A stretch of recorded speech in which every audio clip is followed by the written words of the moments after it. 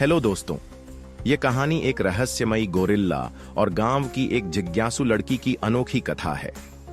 ये गोरिल्ला किस तरह लड़की की हर शादी को रोकता है और कैसे वह उसे अपने जाल में फंसाकर गर्भवती करके जंगल में छोड़ देता है। ये सब जानने के लिए कहानी को अंत तक जरूर सुनिए। घने जंगल के किनारे एक छोटा सा गांव था जिसका नाम सुखद्वीप था। यह गांव सादगी से भरा था। कच्चे घर, संकरी मिट्टी की सड़कें और चारों ओर हरी भरी प्रकृति। लेकिन इस हरियाली के बीच फैले गहरे जंगल से गांव वाले हमेशा भयभीत रहते थे।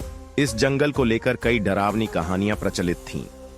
कुछ कहते थे कि वहां आत्माएं भटकती हैं, तो कुछ कहते थे कि जंगली जानवरों ने कई गांव वालों को अपना शिकार बना लिया। इन डरावनी कहानियों ने गांव के हर इंसान, बच्चों से लेकर बुजुर्गों तक के मन में डर बैठा दिया था। गांव का मुखिया, जिसे सब रघु काका कहते थे, इन कहानियों को और भी बढ़ा चढ़ाकर सुनाता। वह हमेशा गांव वालों को चेतावनी देता, अगर कोई जंगल में गया तो कभी लौटकर नहीं आएगा, वहां सिर्फ मौत है।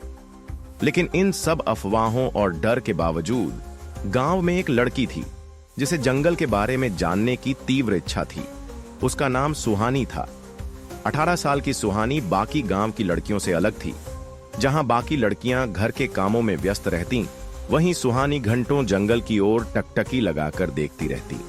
वह बचपन से ही बहुत जिज्ञासु थी। उसे सवाल पूछने की आदत थी जो उसकी मां को हमेशा परेशान कर देती। उसकी मां अक्सर कहती, सुहानी, ज्यादा सवाल मत किया कर, लड़कियों को ज्यादा सोचने की जरूरत नहीं होती। लेकिन सुहानी मानने वालों में से नहीं थी। उसे जानना था कि जंगल में ऐसा क्या है जिससे सब डरते हैं। गांव के लोग उसे अजीब नजरों से देखते थे। वे उसे जिद्दी और अलग कहते थे, लेकिन सुहानी को इन सब से कोई फर्क नहीं पड़ता था। उसकी सबसे बड़ी इच्छा थी उस रहस्यमयी जंगल को जानना। उसे हमेशा जंगल की ओर खिंचाव महसूस होता। जब सुबह सूरज की पहली किरणें जंगल पर पड़तीं, तो वह घंटों उसे निहारती रहती।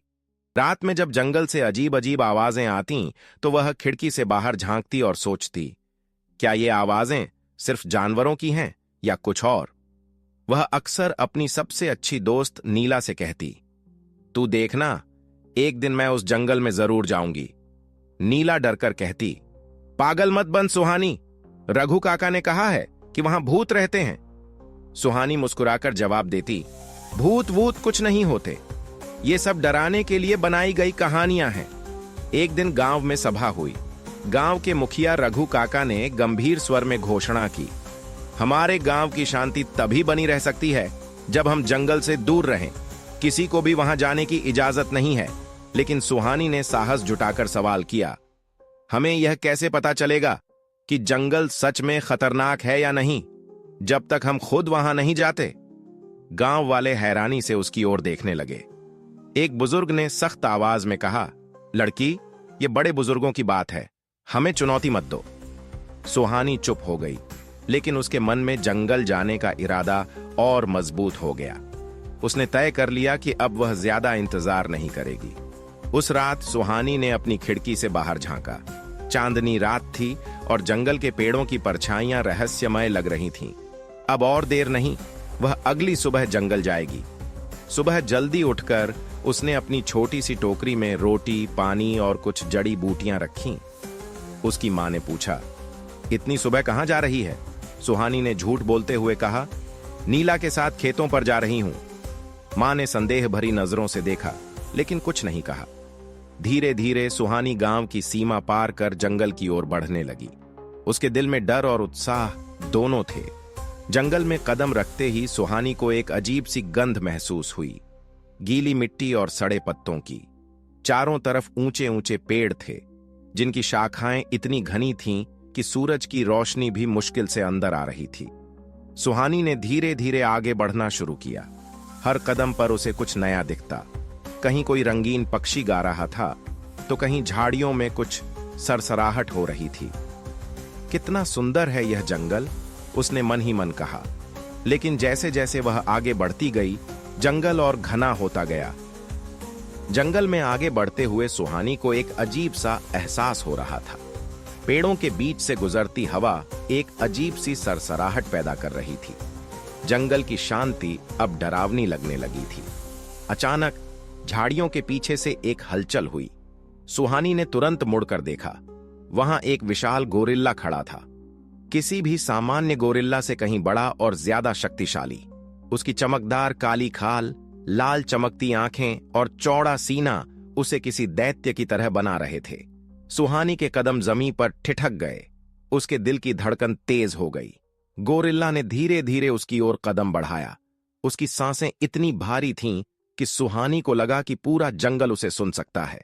वह पीछे हटने लगी, लेकिन तभी गोरिल्ला ने एक जोरदार दहाड़ मारी। पूरी जमीन जैसे कांप उठी। सुहानी के हाथ पैर सुन्न हो गए। भगो!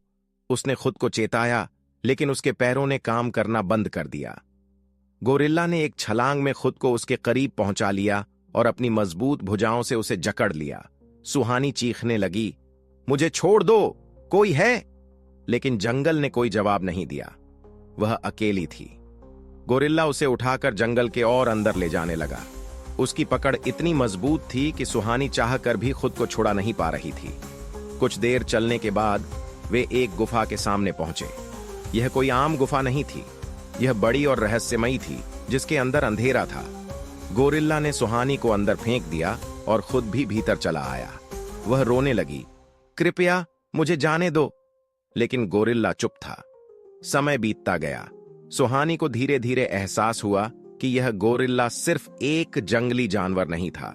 उसके व्यवहार में एक अजीब सी चतुराई थी, जैसे वह सब कुछ समझता हो। सुहानी को खाना दिया जाने लगा। वह वहां हफ्तों तक रही। धीरे धीरे उसे महसूस हुआ कि गोरिल्ला ने उसकी रखवाली शुरू कर दी थी। वह उसे कहीं जाने नहीं देता था। समय बीतता गया और फिर एक दिन सुहानी को एहसास हुआ कि वह गर्भवती थी। गांव में उसकी शादी की चर्चा चल रही थी, लेकिन जब वह वापस लौटी तो सबने उसे ठुकरा दिया। तू अपवित्र हो चुकी है, गांव वालों ने चिल्लाकर कहा। सुहानी अकेली थी। वह वापस जंगल चली गई। अब वह जंगल ही उसका घर था। समय बीतता गया और सुहानी का बेटा अरण्य बड़ा होने लगा। वह असाधारण रूप से शक्तिशाली था। उसकी ताकत किसी गोरिल्ला जैसी थी, लेकिन उसकी बुद्धि और चालाकी इंसानों से भी अधिक। वह जंगल के सभी जीवों की भाषा समझता था और उनकी रक्षा करता था। गोरिल्ला, जिसे अब वनराज कहा जाने लगा था, हमेशा उसकी रक्षा करता और उसे जंगल के नियम सिखाता। तू जंगल का बेटा है, अरण्य। यह तेरा घर है और तुझे इसकी रक्षा करनी होगी। गांव में अभी भी सुहानी और उसके बेटे की कहानियां सुनाई जाती थीं। गांव के लोग उन्हें अशुभ मानते थे। रघु काका अब बूढ़ा हो चुका था, लेकिन उसकी नफरत कम नहीं हुई थी। उसने गांव के सबसे शक्तिशाली योद्धाओं को इकट्ठा किया और जंगल में हमला करने की योजना बनाई। अगर हम इसे अभी खत्म नहीं करेंगे तो यह जंगल का राक्षस बन जाएगा। गांव के लोग जलते हुए मशालें और हथियार लेकर जंगल की ओर बढ़े। सुहानी को पहले ही इस खतरे का आभास हो गया था। उसने अरण्य से कहा, अब समय आ गया है बेटे। गांव के लोग जंगल में घुस आए और गुफा की ओर बढ़ने लगे। लेकिन जैसे ही उन्होंने कदम रखा, पेड़ों के पीछे से अरण्य प्रकट हुआ। एक विशालकाय ताकतवर योद्धा, जिसकी आंखों में दहकता हुआ क्रोध था। गांव वालों ने तीर चलाए, लेकिन अरण्य बिजली की गति से बचता गया। उसने अकेले ही पूरे गांव के योद्धाओं को पछाड़ दिया। लेकिन तभी रघु काका ने सुहानी पर वार करने की कोशिश की।